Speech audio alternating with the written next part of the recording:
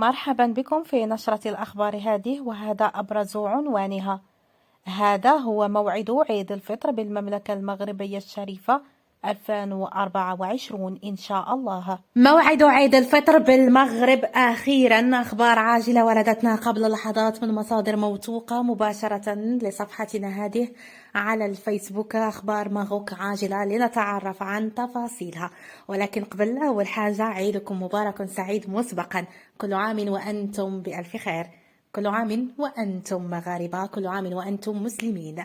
قبل أيضا ما تعرفوا على التفاصيل الإخبارية ندعوكم للاشتراك على قناتكم باليوتيوب أخبار عاجلة ماغوك، دائما تتوصل بكل جديد أخبارنا المغربية. شكرا جزيلا لكم، والآن بعجالة وبلا ما نطول عليكم أكثر إلى التفاصيل.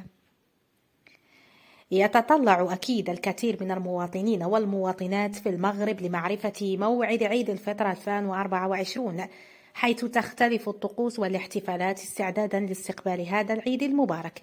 كان مركز الفلك الدولي قد أعلن سابقا عن تحديد موعد أول أيام عيد الفطر المبارك في 10 من أبريل الحالي، وذلك وفقا لبيان صادر عن المركز الفلكي.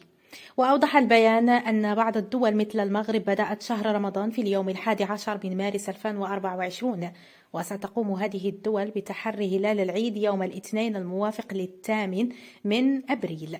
من المقرر أن تبدأ إجازة عيد الفطر في المغرب مع بداية اليوم الأول من شهر شوال، أي يوم الأربعاء 10 أبريل 2024. أما عن مدة العطلة فستستمر بإذن الله هذه العطلة طوال أيام العيد، تشمل 10 و11 و12 أبريل. التأكيد الرسمي غادي يتم تأكيد موعد عيد الفطر إن شاء الله 2024 بالمغرب بشكل رسمي من قبل وزارة الأوقاف والشؤون الإسلامية بعد ثبوت رؤية هلال شهر شوال.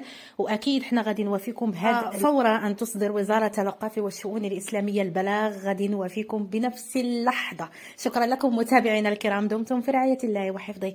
نلتقي بإذن الله في فيديو جديد مع أخبار جديدة. نلقاكم بأتم الصحة والعافية وطول العمر. السلام عليكم ورحمة الله تعالى وبركاته. إلى اللقاء.